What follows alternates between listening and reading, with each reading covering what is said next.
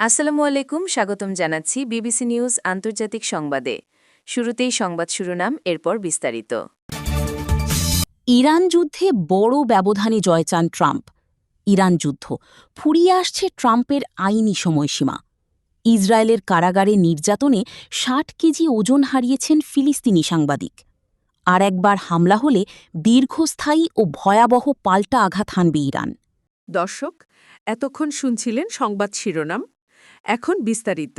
আপনি যদি ইসরায়েলের ধ্বংস চান এবং মুসলিমদের পাশে থাকেন, তাহলে ভিডিওতে লাইক করে চ্যানেলটি অবশ্যই সাবস্ক্রাইব করে দিবেন এবং আপনার মূল্যবান মতামত অবশ্যই কমেন্টে লিখে জানিয়ে দিবেন। এখন বিস্তারিত। ইরান যুদ্ধে বড় ব্যবধানে জয় চান ট্রাম্প।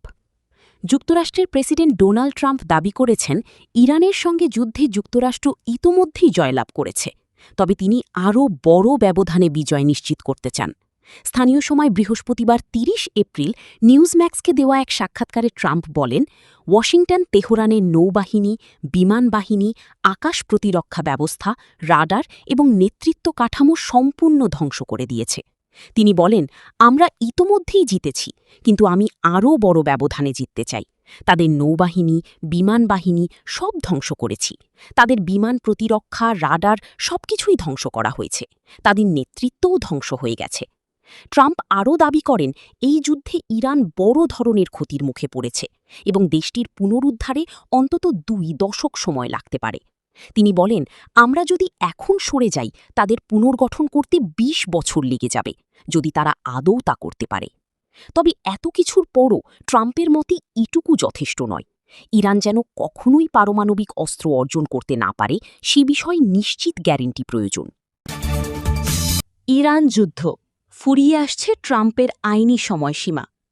ইরান যুদ্ধের পক্ষে মার্কিন কংগ্রেসের অনুমোদন পেতে প্রেসিডেন্ট ডোনাল্ড ট্রাম্পের হাতে সময় আছে স্থানীয় সময় বৃহস্পতিবার ৩০ এপ্রিল মধ্যরাত পর্যন্ত। তবে এই আইনি সময়সীমা শেষ হতে চললেও ট্রাম্প তার সামরিক পরিকল্পনা থেকে পিছিয়ে আসবেন বলে মনে হচ্ছে না। গত মার্চের শুরুতে ইরানে হামলার বিষয়ে ট্রাম্প কংগ্রেসকে অবহিত করার পর ৬০ দিনের একটি সময় গণনা শুরু হয়। মার্কিন আইন অনুযায়ী আইন প্রণেতারা যুদ্ধের অনুমোদন না দিলে এই সময়ের পর সরকারকে সামরিক তৎপরতা গুটিয়ে নিতে হয়। কংগ্রেসের পক্ষ থেকে এখন পর্যন্ত এমন কোনো অনুমোদন না আসায় হোয়াইট হাউস ও কংগ্রেসের মধ্যে এক ধরনের সাংবিধানিক সংঘাতের পরিস্থিতি তৈরি হয়েছে। ডেমোক্র্যাটদের দাবি, ট্রাম্প ইতোমধ্যেই নড়বড়ে আইনি অবস্থানে আছেন এবং সময়সীমা পার হলে তিনি স্পষ্টতই আইন লঙ্ঘন করবেন। সিনেটে ডেমোক্র্যাট দলীয় নেতা চাক শুমার রিপাবলিকানদের প্রতি যুদ্ধবন্ধে সহায়তার আহ্বান জানিয়ে বলেন, ৬০ দিনের এই সময়সীমা পার হওয়ার পর তিনি যে ওয়ার পাওয়ার্স অ্যাক্ট বা যুদ্ধ ক্ষমতা আইন লঙ্ঘন করছেন, সেই বিষয়ে আর কোনো সন্দেহ থাকবে না। তবে ট্রাম্প প্রশাসন এই ব্যাখ্যা মানতে নারাজ। তাদের দাবি, গত মাসে ঘোষিত যুদ্ধবিরতির ফলে এই সময় গণনার ঘড়িটি থেমে গেছে।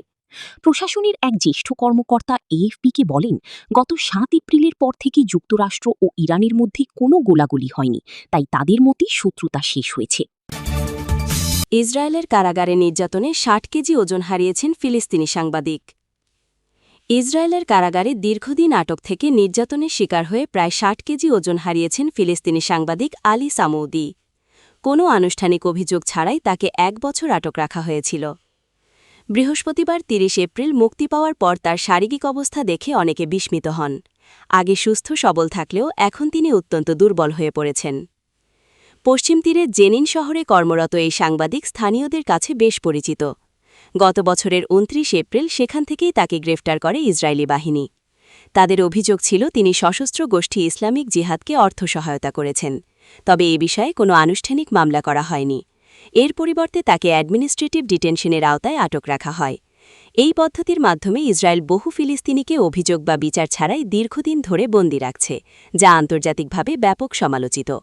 এমনকি গত বছর ইসরায়েলের প্রতিরক্ষামন্ত্রী ইসরায়েল কাজ নিজ দেশের নাগরিকদের ক্ষেত্রে এই পদ্ধতি প্রয়োগ না করার নির্দেশ দিয়েছিলেন। বর্তমানে এটি মূলত ফিলিস্তিনি ও আরব ইসরায়েলিদের ক্ষেত্রেই ব্যবহৃত হচ্ছে। আরেকবার হামলা হলে দীর্ঘস্থায়ী ও ভয়াবহ পাল্টা আঘাত হানবে ইরান।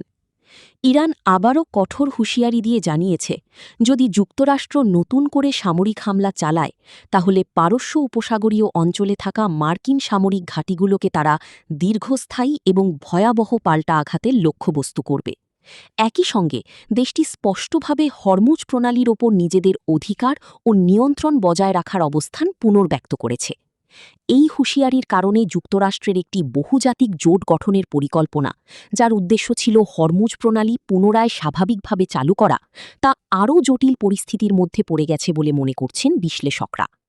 এই প্রণালী বিশ্ব তেল ও গ্যাস সরবরাহ ব্যবস্থার জন্য অত্যন্ত গুরুত্বপূর্ণ, কারণ এখান দিয়েই বৈশ্বিক জ্বালানির একটি বড় অংশ পরিবাহিত হয়। বর্তমানে ইরান ও যুক্তরাষ্ট্রের মধ্যে চলমান যুদ্ধের কারণে এই জলপথ কার্যত অচল হয়ে আছে। টানা ২ মাস ধরে চলা এই অচলাবস্থায় বিশ্বের প্রায় ২০% তেল ও গ্যাস সরবরাহ বাধাগ্রস্ত হচ্ছে, যার সরাসরি প্রভাব পড়ছে আন্তর্জাতিক বাজারে। জ্বালানির দাম ইতোমধ্যেই উল্লেখযোগ্যভাবে বেড়ে গেছে এবং এর ফলে বৈশ্বিক অর্থনীতিতে মন্দার ঝুঁকি তৈরি হয়েছে।